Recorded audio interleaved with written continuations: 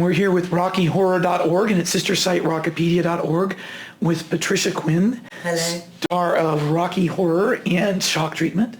Thank you for taking this time to speak with us. Pleasure. We know from speaking with a number of people, this is Gary Shield had mentioned, and the young lady that was here from Northern Ireland had mentioned, that the fandom is not anything in the UK like what it is here. Given that you've done quite a bit of other work in your career, when you're in areas like a lot of parts of the UK where Rocky's not as big of a thing, what is it you're recognized and known for most? Oh, I'm not going to tell you. So, it's strange that you should bring up, I don't know why you brought up the Belfast girl, because I actually come from Northern Ireland. I'm from Belfast, and last week I was invited to open the Belfast Film Festival with the Rocky Horror Picture Show. So 36 years I'm at last famous in my hometown, and it was very emotional to do that, because of course I've been back to Northern Ireland, but nothing to do with the work I've done or anything, except for once performing with my nephew's band Snow Patrol. We did the Time Warp in Belfast before they were kind of took off and were famous. So I did get back. But it was very emotional, because I was actually stunned by the amount of people who were total Rocky Horror fans in Belfast. I know it's done at Queen's University and there was a shadow cast, but they've stopped playing that there. Anyway, so I opened the show in the Black Box. It's a new venue in Belfast. Actually, Belfast is pretty swinging at the moment. They've even started their own film industry now that the so-called war is over. I think they're trying to start it up again. They might be able to, I don't know. But anyway, so it was really wild. And there was a lady from the festival putting up posters at the airport, and this woman said, "Are you doing the film festival?" I said, yes. She said, "My granddaughter is going to see Patricia Quinn tonight in the Black Box, and she's in a wheelchair, and not me, the girl that was, and I could be there, and anyway, the way things are going." But so this wee girl turned up at the Black Box, dressed in a basque and everything. And I said, "Hello, are you the girl whose granny's at the airport?" And she said, "Yes." I said, "Well, I was told to say hello to you." And then suddenly on Facebook, she's called Claire, she said, "I'll see you in Atlantic City." I thought, what? So she's here. So that was just stunning that she's turned up, my Belfast girl. Anyway. Thank you much. Something, as I said, you have done quite a bit else in your career. You've done a number of other things. Oh yes, I had a marvellous moment. I was doing it was a Rocky Horror convention in New York, and I was walking along the street, and this news vendor, guy selling the newspapers in the street, shouted after me, and he said, "You're a terrible woman. You're a very evil, terrible woman." I thought, "Oh, what have I done?" He said, "You murdered your husband, you murdered your daughter. The things you did." I said, "Sorry? What?" He said, "I, Claudius, I saw it." So the other thing that one is really known for is I, Claudius. And my son married my son got married, so we went to Cape Town for the wedding, and the grandma of Indra, my son's wife-to-be, said to me, "I remember you as Livilla and I, Claudius." I said, "Oh yes." She said, "I used to have..." No, she didn't say she remembered me. She suddenly said, "Was that you?" I said, "Yes." And she said, "Oh," she said, "I used to have nightmares about you." I said, "Oh." And she said, "Yes." She said, "I mean, that character," she said, "she, murdered her daughter, she murdered everyone, and then she ate her children." I said, "I did murder my daughter, I did murder my husband, but I didn't eat my children." I said, "I think that's a Greek tragedy you're moving on to that you've got mixed up with."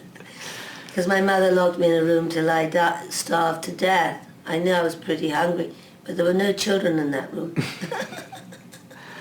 It's fantastic. Now I know you mentioned, several times in various places you've talked about your love for Rocky and the opportunities it's brought you. I wonder if there's ever a flip side. I know that notably Tim Curry has complained sometimes that he's felt being so strongly identified with Frank has hurt him elsewhere. Have you ever had a moment of feeling maybe being so strongly identified with this has limited you in other things?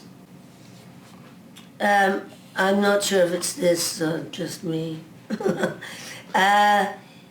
Strangely enough, it's so ridiculous to think that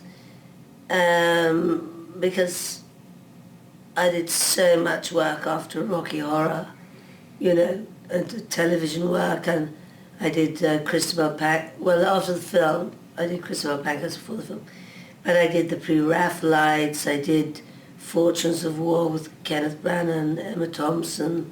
I did massive, big television series. So it didn't affect my work for a long time. And I don't see why it should happen now. I mean, it's just got bigger and bigger because of all these conventions and events, but they don't happen in England, or very few. So the English are not aware of that so much. I come here and that's another world of Rocky Horror. So, no, they obviously just don't wish to employ me. Totally foolish of them. It's a shame. I have seen I, Claudius, and some of your other work, and you are a great dramatic actress, to me anyway. Thank you. I categorize myself in people I mentioned as being a longtime fan. So I wanted to ask also, you mentioned in your talk yesterday, you were talking about your experience with Lips Down on Dixie, which is a cast I know well. I've seen them a lot of times at some events I've gone to in Atlanta. I was kind of curious about that, not so much in performing in theatrical versions, but with coming to America. What's one of your best or strongest memories of an American cast? What's something that really stands out with the casts here? Well, I mean, the commitment to the whole thing is extraordinary. And then at Lips Down in Dixie, they came up to my table dressed as themselves. I'd seen them the night before in their show. Well, I'm sorry, I didn't know who they were during the day, but they expected me to.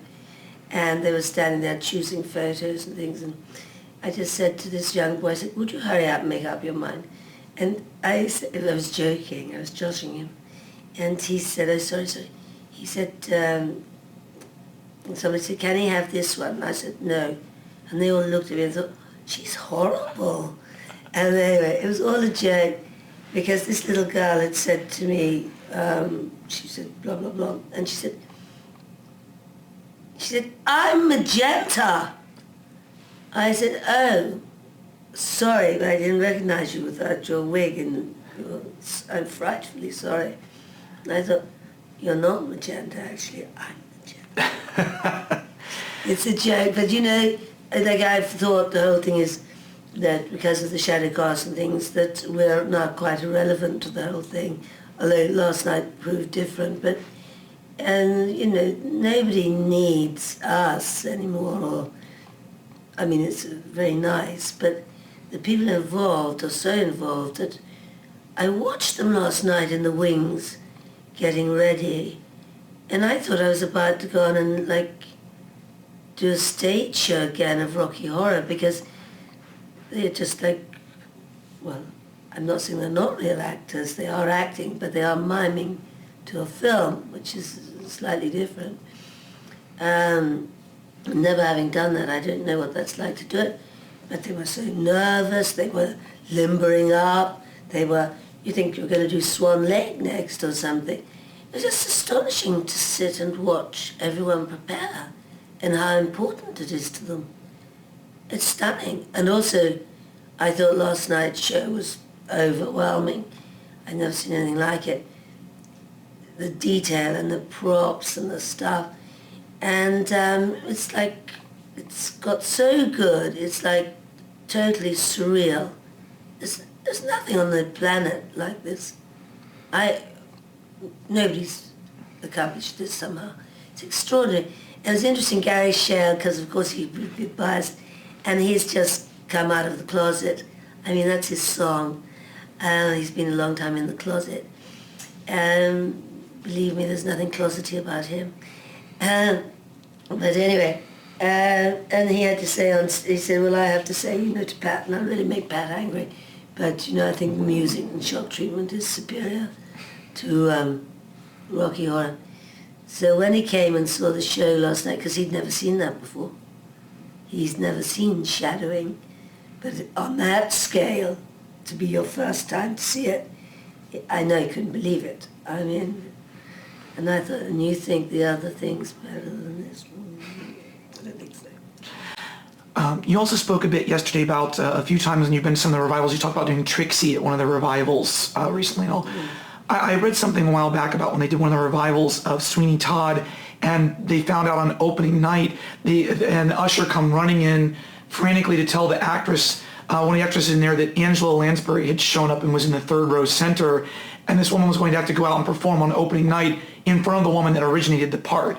Have you ever had an experience where you've been to either one of the revivals of the actual stage show or one of the casts where the person playing Magenta just went to pieces knowing she was going to have to do it in front of you? Have you ever had a thing where they just were so boggled by your presence? Adorable. I think that's very interesting. Angela Lansbury at the time, when we were doing Rocky Horror on stage, was in Gypsy at the Piccadilly Theatre, and I'd been to see it. And we did a midnight show for the professionals in London, for the actors and whatever. And Angela Lansbury came to Rocky Horror, which is really sweet. I see what you mean. No, I've never seen that. But a play was written called Patricia Quinn Saved My Life. And it was an extraordinary little piece. And this play was sent to me, and because my name's in the title, I could say yea or nay whether this girl's play could be performed or not. And so I had to read it, so I was reading it, and it was very, very strange to read about oneself, because you don't know what's coming up next. I thought, where did she get that, and where did she get that, and where did she get that? Because everything she had in that, I've said. She'd done a research, she's called Alison Carr, she's a newspaper journalist, and she had all the Rocky Horror dolls, and she thought she wanted to do something with a Greek chorus, so she decided to have 3 Magentas, and it's a fan-based play. It's about a convention, and it's 2 girls get locked in a room by mistake. They think it's the ladies' loo, but it isn't. It's just a black room they go into, and there are 3 Magentas in it, but they are these 2 fans can't see them. They're the Greek chorus. So there's Magenta, the Playboy Bunny, Magenta, Lady Stevens, and Magenta in the show. So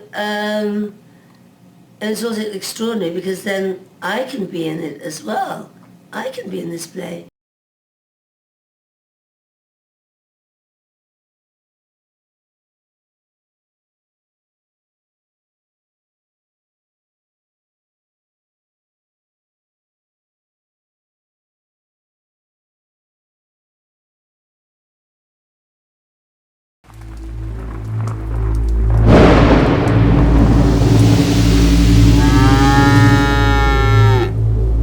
Because all you of Earth are idiots.